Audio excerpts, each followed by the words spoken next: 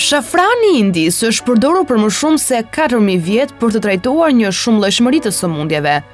Studimet tregojnë se shafrani indis mund të ndihmojë kundër infeksioneve dhe disa lloje kanceresh, redukton inflamacionet në trup dhe trajton problemet e tretjes.